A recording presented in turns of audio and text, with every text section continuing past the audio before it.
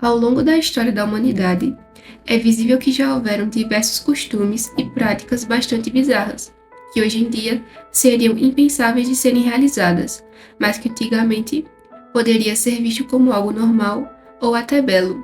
E é sobre uma dessas práticas que iremos abordar no vídeo de hoje.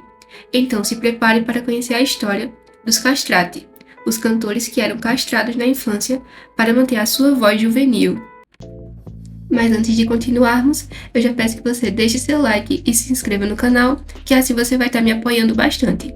E não esqueça de ativar as notificações do sininho, porque assim você sempre vai saber quando eu postar um vídeo novo. E bem, sem mais enrolações, vamos para o vídeo de hoje.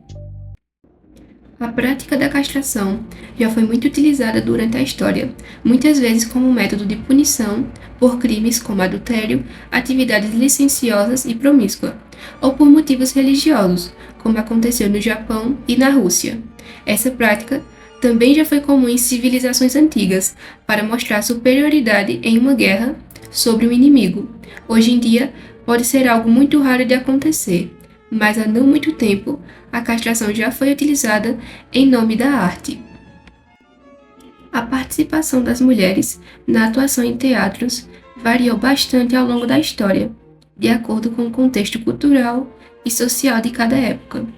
Na Grécia, por exemplo, a participação das mulheres nos teatros era estritamente proibida, pois as mesmas não eram consideradas cidadãs da polis, sendo os papéis femininos interpretados por homens. Já no século XVII, a mudança significativa ocorreu com a origem da comédia dell'arte, a primeira grande manifestação artística que formalmente permitia mulheres em cena, sendo a França pioneira nesse evento, mas foi em uma dessas variações da atuação feminina que desencadeou a popularização dos castrati, quando em meados do século XVI, o Papa Sixtus V resolveu proibir as mulheres de cantar em público, pois, segundo ele, isso era motivo de cobiça masculina.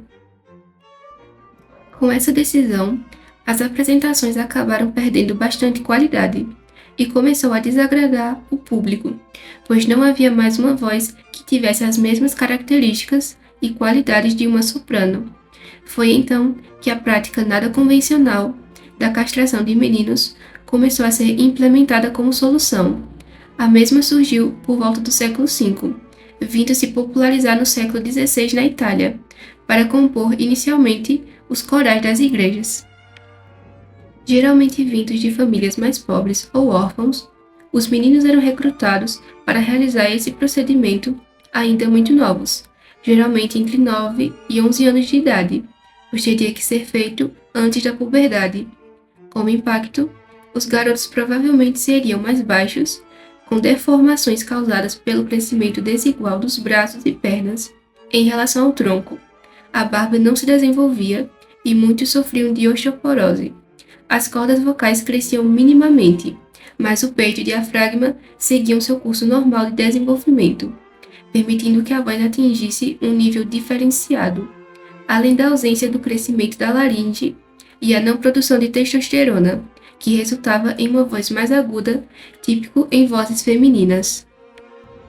Claro que isso tudo acontecia quando os meninos conseguiam sobreviver a esse procedimento, o que não foi uma realidade, pois muitos vieram a óbito em decorrência de infecções e hemorragia.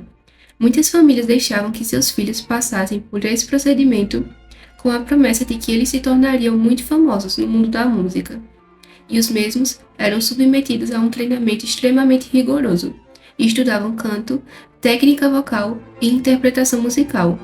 A febre dos castrati se tornou tamanha na Europa que os mesmos começaram a ser requisitados por nobres, papas e compositores renomados, que escreviam papéis em suas peças exclusivamente para serem interpretados por castratis.